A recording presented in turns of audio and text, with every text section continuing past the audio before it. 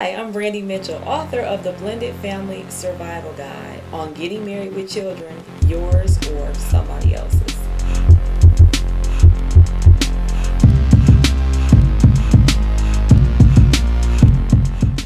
I wrote this book because it was very much my life. It was something that I was living, I'm still living now, and I really, came to the point where I felt like there needed to be some type of guide that would help people along the journey.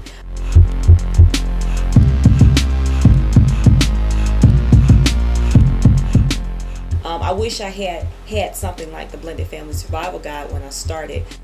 Went through a whole lot, and I think that now it's all worth it because I've been able to catalog all those things, and as well as other families that I've talked to, and been able to put the best of that inside of the book for you, the reader. I think that the reality that many people will end up living in a blended family and probably raising children that are not their own is very great. 1 in 3 people become a stepchild, a step sibling, a step parent, and over 1,300 new blended families are formed in the United States every day. So what that means is that even if you yourself don't have children, the possibility that you may indeed be like me and you marry someone with children may be kind of great. Brandi, welcome again to For the People. I think your book is magnificent, and it is a project that is long overdue.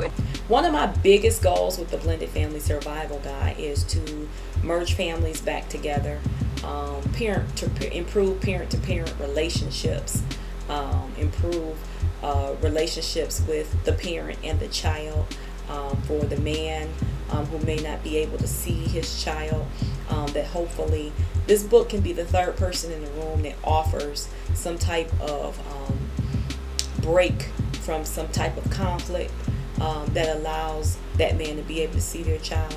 I hope that it inspires parents to know their importance in their children's lives, and I really want it to be one that puts back the emphasis on family and on being a mother and being a father. Most people who are having children prior to marriage are not marrying those people. Okay. And the one of the biggest things is that when you enter into a marriage, you have to really respect the person that you're marrying. It's a mutual respect.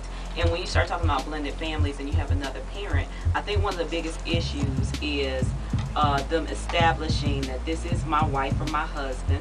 Okay, I'm not going to disrespect you as a parent, but at the same time respect that this is what my life is right now. Right now. And how do we co-parent together inside of that? I love that word.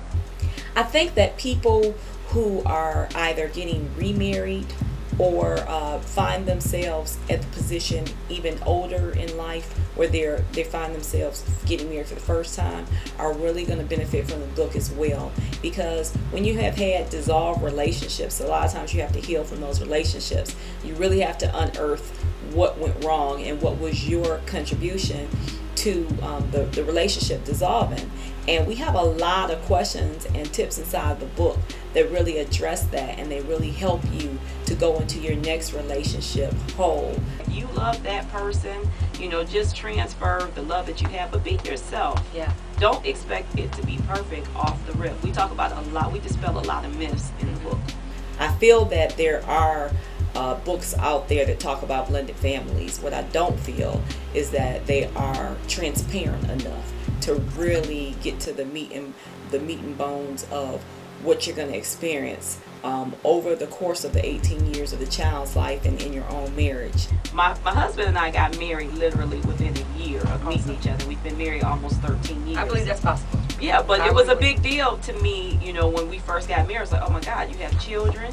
You have, they've known you longer than I have. That was a big gap there. His family, knew the children's mothers. I came in, I was kind of like the outsider, in that whole relationship. But which is another reason why I wrote the book. Yeah. So this book is the happy medium. It's the third person in the room. It's very much tried. So it's neutral. Absolutely.